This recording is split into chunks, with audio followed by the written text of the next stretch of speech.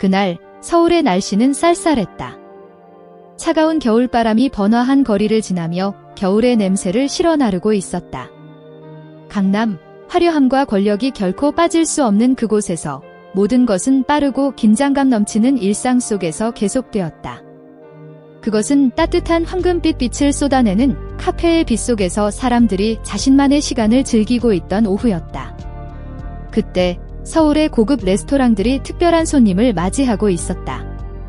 바로 세계적인 축구 스타 손흥민이었고 그는 유럽에서의 강도 높은 훈련을 마친 뒤 돌아왔다. 손흥민은 화려한 축구 경력의 주인공이지만 이 순간 그는 평범한 남자로서 잠시의 평온을 찾고자 했다.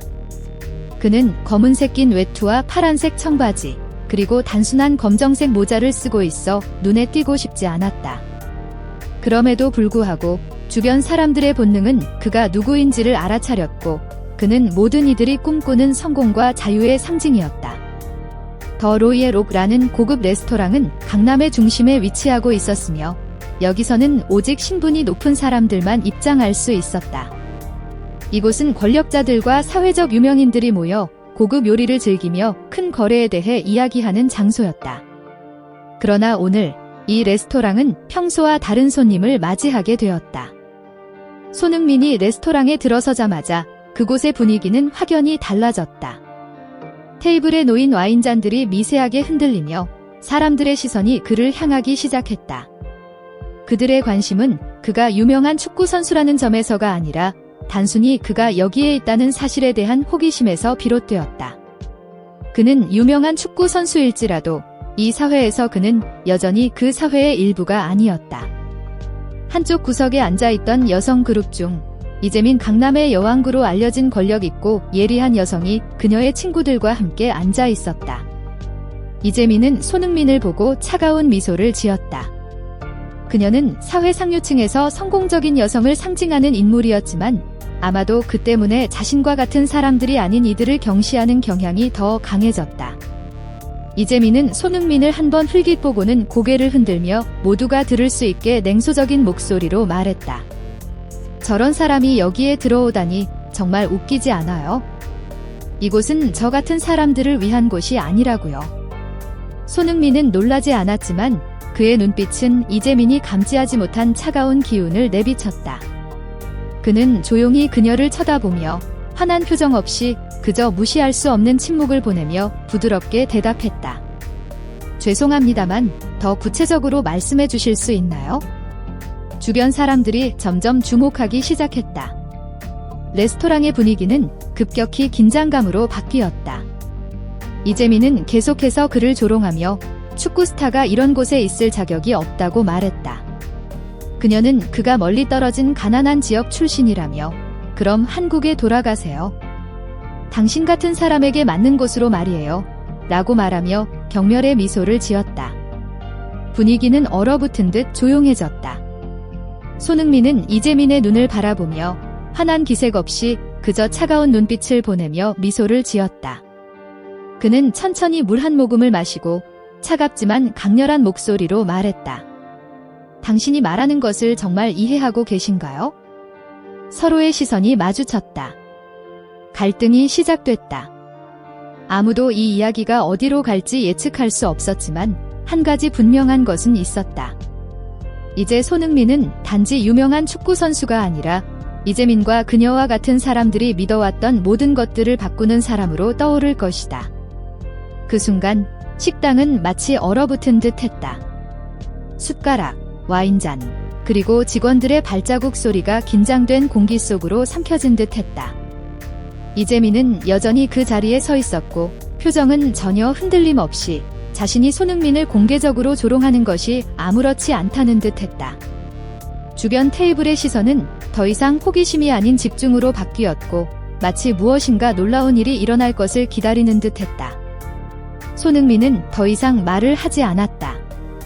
그는 조용히 자리에 앉아 물을 한 모금 마시고 다시 잔을 탁자에 놓았다. 그러나 그의 눈에는 무언가가 타오르고 있었다. 그것은 분노의 불꽃이 아니라 결단력의 불꽃이었다. 누구에게도, 심지어 그가 누구이든 자신을 폄하할 수 없다는 결단력. 식당 안의 모든 사람들이 이제 이것이 단순한 대립이 아니라는 것을 깨달았다. 이재민, 그 권력있고 자만한 여자는 이제 쉽게 무너지지 않을 상대를 만난 것이다. 그녀의 말은 더 이상 손흥민에게 영향을 미치지 못했지만 그 말들이 그의 마음속에서 커다란 문제를 깨우쳤다. 그것은 바로 사회에서의 차별과 불공정이었다. 그는 자신을 지키는 것뿐만 아니라 권력층에 속하지 않는 모든 사람들이 무시당하지 않도록 싸우려 했다. 이재민은 여전히 그 자리에 서 있었고 반응을 기다리고 있었지만 손흥민은 아무 대답도 하지 않았다. 그녀는 경멸적인 미소를 짓고 친구들 쪽으로 돌아서 걸어갔다. 그러나 그녀의 마음속에는 불편한 감정이 밀려왔다. 자신이 상황을 장악한 줄 알았지만 사실 그녀의 말 한마디 한마디가 공기를 더 답답하게 만들었고 그때부터 모든 것이 변하기 시작했다. 식당의 한 직원, 젊은 남자 지호는 처음부터 그 상황을 걱정스러운 눈빛으로 지켜보고 있었다. 그는 이재민이 권력 있는 사람임을 잘 알고 있었지만 그녀가 손흥민에게 한 말이 단순히 무례한 것이 아니라 명백히 인종차별적이었다는 것을 깨달았다.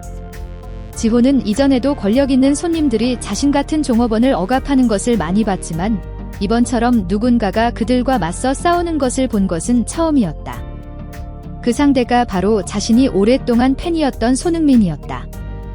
이재민이 다시 자리에 앉으려 할 때 지호는 조용히 손흥민에게 다가가서 부드럽게 물었다. 괜찮으세요? 그녀는 정말 너무했어요. 손흥민은 그를 보고 가벼운 미소를 지으며 대답했다. 고마워. 하지만 난 괜찮아. 그는 고개를 저으며 굳이 크게 신경 쓸 필요가 없다고 느꼈다. 그냥 한마디일 뿐이야. 신경 쓸 가치도 없어. 하지만 지호는 그 일이 계속 마음속에서 떠나지 않았다. 그의 마음에는 강한 불만이 일어났다. 그는 손흥민을 존경하며 단지 축구 실력뿐만 아니라 그가 보여준 차분함과 권력자들에게 쉽게 굴복하지 않는 모습을 더욱 존경하게 되었다. 지호는 느꼈다. 비록 손흥민이 그것을 말하지 않았지만 이 사건은 여기서 끝나지 않을 것임을. 그날 밤 이재민과 손흥민의 대립을 담은 짧은 영상이 소셜미디어에 올라왔다. 몇 분 만에 수천 명이 그 영상을 공유하고 댓글을 달기 시작했다. 샵사인 리스펙트 선용민, 샵사인 세이노토레이시정, 샵사인 보이카트리제이민 같은 해시태그가 빠르게 확산되었다. 손흥민의 팬들만 아니라 이재민의 차별적 행동에 상처를 받은 일반 대중들도 목소리를 높였다. 트윗과 댓글, 공유가 끊임없이 이어졌다. 1시간도 채 지나지 않아 그 영상은 사회에 큰 충격을 주는 현상이 되었다. 하지만 이재민은 그 문제의 심각성을 아직 깨닫지 못했다. 그녀는 소셜미디어의 반응을 가볍게 여기며 그저 일시적인 소란이라고 생각했다. 그녀는 여전히 자신의 입장을 고수했다. 이건 그냥 오해야. 그녀는 스스로에게 말하며 여론을 신경 쓰지 않고 일상으로 돌아가기로 결심했다. 하지만 진실은 그렇게 간단하지 않았다. 몇 시간 후 기자 중 한 사람이 이재민에게 전화를 걸어왔다. 보셨어요? 영상이 불길처럼 퍼지고 있어요. 사람들이 당신을 인종차별자라고 부르고 있어요. 당신의 사업 파트너들이 이미 우리에게 연락을 해서 우려를 표명하고 있어요. 그들은 지금 바로 입장을 밝히라고 요구하고 있어요. 그제야 이재민의 자부심이 흔들리기 시작했다.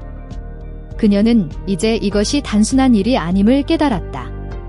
그녀는 손흥민이 단순한 축구 선수가 아니라 끈질긴 의지, 자존심, 그리고 공정함의 상징임을 이해하기 시작했다. 그 순간 이재민은 모든 것이 이제 끝이 아니라는 것을 알게 되었다. 손흥민은 그녀를 가만두지 않을 것이다. 만약 그녀가 지금 적절한 조치를 취하지 않으면 그녀가 오랜 시간 동안 쌓아온 경력은 한순간에 무너질 수 있었다. 하지만 이재민은 여전히 깨닫지 못했다. 손흥민에게 이 대립은 단순한 개인적인 충돌이 아니었다.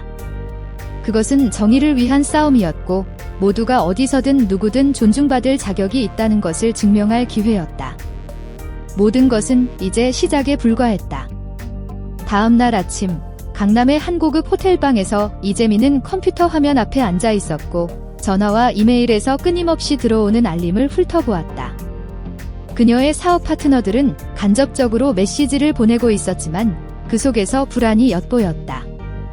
그녀가 협력하는 대형 브랜드와 스폰서들이 하나씩 그녀의 행동에 대해 조심스러운 태도를 보이기 시작했다. 그녀는 더 이상 무시할 수 없다는 것을 알고 있었다. 권력과 부를 바탕으로 한 그녀의 삶은 이제까지 상상하지 못한 가장 큰 위기에 처해 있었다. 소셜미디어에서의 가상의 대중은 멈추지 않았고 각지에서 비난이 쏟아졌다. 손흥민을 지지하는 팬들부터 시작해 그녀의 행동에 상처를 입은 일반 시민들까지 인터넷상에서의 댓글은 빠르게 퍼져나갔다. 그녀와 손흥민의 대립 장면을 담은 영상들이 SNS 플랫폼에서 공유되었고 이는 한국뿐만 아니라 전 세계적으로 확산되었다. 이재민은 자리에 앉아 깊은 한숨을 내쉬었다. 그녀는 평생을 자신의 완벽한 이미지를 쌓기 위해 노력해왔다. 상류사회에서 권력과 무적의 여성으로 자리 잡은 그녀였지만 이제 그 모든 것이 불과 한마디 실수로 무너지고 있었다. 그녀를 더욱 화나게 만든 것은 손흥민의 침묵이었다. 그는 욕설도 없었고 경고나 공격적인 말도 하지 않았다. 그저 조용히 앉아 있을 뿐이었다. 이재민은 그가 정말 원하는 것이 무엇인지 알 수 없었다. 하지만 분명한 것은 그가 멈추지 않을 것이라는 점이었다. 그는 한국을 넘어 전 세계적으로 큰 영향력을 가진 인물이었다. 그리고 만약 그가 원한다면 그녀의 이미지는 한순간에 무너질 수 있었다.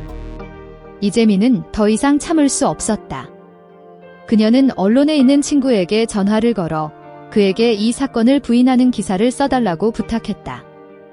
어제 일은 오해였다고 말하며 모든 것을 부인하려 했다. 그러나 그녀의 친구는 그 부탁에 별다른 관심을 보이지 않았다. 이재민 씨, 지금은 다른 세상에 살고 있는 것 같네요. 친구는 전화를 통해 단호하게 말했다. 기사 하나로 이 사건을 덮을 수 있다고 생각하세요? 사람들이 당신을 가만히 놔두지 않을 겁니다. 특히 손흥민 씨는 단순한 축구 선수가 아니라 정의와 자존심의 상징이기 때문이에요. 이재민은 입술을 꽉 물며 친구의 말 속에서 차가운 진실을 느꼈다. 그녀는 전화를 끊고 멍하니 앉아 있었다. 이 자만의 대가는 무엇일까? 그녀는 스스로에게 물었다. 그러나 이제 더 이상 후회할 시간이 없었다. 손흥민은 여전히 침착했지만 그가 이 일을 하는 이유가 단지 이재민의 인종차별에 반박하기 위함이 아니라는 것을 느끼고 있었다. 그는 사회의 실제적인 변화를 일으키고 싶었다. 자신처럼 얕보여온 사람들도 자부심을 느낄 수 있도록 돕고 싶었다. 그는 계획을 세우기 시작했지만 단순한 충동적 행동은 아니었다. 그는 체계적으로, 전략적으로 모든 일을 진행하고자 했다. 다음 날 손흥민은 변호사팀과 미디어 전문가들과 비밀 회의를 가졌다. 그는 이재민을 인종차별로 고소하는 것에 그치지 않고 대규모의 미디어 캠페인을 통해 평등과 공정함에 대해 사람들에게 교육을 시킬 계획을 세웠다. 그리고 그것이 단지 그와 이재민의 논란이 아닌 사회 변화의 촉매제가 되어야 한다고 생각했다. 손흥민의 캠페인은 전 세계적으로 이루어질 것이다. 그는 인종차별과 계급차별, 민족 간의 편견에 맞서 싸울 것을 목표로 했다. 그는 다양한 이벤트와 대회, 교육 프로그램을 통해 서로에 대한 존중과 인류애를 증진시키고자 했다. 그동안 이재민은 여전히 침묵을 지켰다. 그녀는 자신의 잘못을 인정하고 싶지 않았지만 두려움은 점점 커져만 갔다. 그동안 쌓아온 견고한 벽이 조금씩 무너지기 시작했다. 상류사회에서 그녀를 권력의 상징으로 보는 사람은 더 이상 없었다. 그날 밤 손흥민의 팬들이 커뮤니티의 행동을 촉구하고 평등과 공정함을 위한 캠페인들이 구체적으로 계획되는 가운데 이재민은 중요한 사업 파트너 중 한 명에게 전화를 받았다. 지금 당장 목소리를 내야 합니다. 전화를 받은 사람의 목소리가 불안에 가득 차 있었다. 그렇지 않으면 모든 협력을 중단할 수밖에 없습니다. 우리는 당신의 이름이 인종차별로 더럽혀지는 걸 지켜볼 수 없습니다. 이재민은 입술을 꽉 물며 분노와 두려움이 뒤섞인 마음을 느꼈다. 그녀는 강력한 대응을 하지 않으면 자신의 커리어뿐만 아니라 지금까지 쌓아온 모든 관계도 한순간에 무너질 것임을 깨달았다. 하지만 손흥민이 시작한 불길을 꺼낼 수 있을까? 손흥민은 처음부터 보여준 열정과 확고함으로 여전히 보이스 포 체인지 캠페인을 이끌어가고 있다. 평등에 대한 워크숍과 문화, 스포츠 이벤트들이 한국과 다른 나라들에서 지속적으로 열리기 시작했다. 그의 이미지, 축구 스타로서의 이미지는 이제 스포츠뿐만 아니라 인종차별과 사회적 계층 문제와 싸우는 상징이 되었다. 그는 경기를 지배하며 전 세계 수백만 명에게 영감을 주는 인물이 되었다. 한편 이재민은 점점 더 그녀가 쌓아온 권력의 껍데기 안에 갇히고 있었다. 그녀는 더 이상 사회에서 권력을 쥐고 있는 유일한 사람이 아니었다. 이전의 파트너들은 등을 돌렸고 대기업들은 계약을 취소하기 시작했으며 여론 속에서 그녀의 이름은 점점 더 교만과 차별의 상징으로 변해갔다.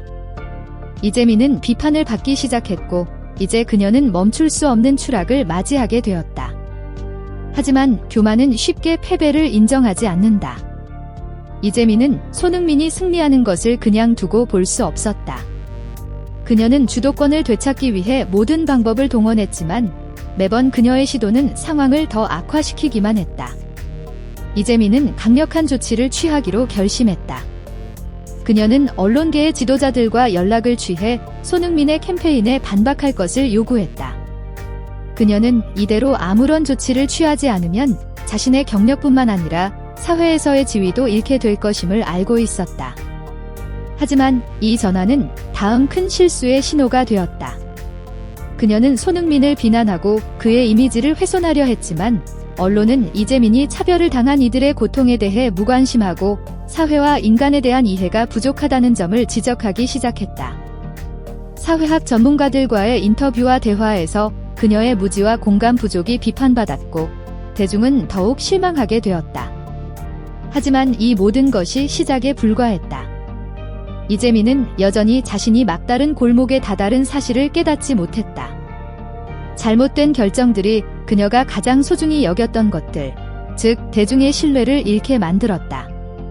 어느 비오는 밤, 이재민은 자신의 전략을 수정하려 애쓰며 사무실에서 일하고 있을 때 또 다른 전화가 왔다. 이번에는 대기업 광고 회사의 이사로부터였다. 전화 속 목소리는 진지하며 더 이상 어떤 유연성도 없었다. 우리는 당신과의 모든 협력을 종료하기로 결정했습니다. 예고한 대로 모든 상업적 연결은 즉시 취소됩니다. 우리는 그런 식으로 우리 이미지를 손상시킬 수 있는 사람과 계속 함께할 수 없습니다. 이재민은 온 세상이 무너지는 듯한 느낌을 받았다. 그녀는 일어나 창문 가까이로 다가가 내리는 비를 바라보았다. 갑자기 불안과 실패감이 터져나왔다. 그녀는 모든 것이 이렇게 될 줄 몰랐다. 자신이 손흥민과 싸운 덕에 그토록 쌓아온 경력이 위태로워졌다는 사실을 믿을 수 없었다.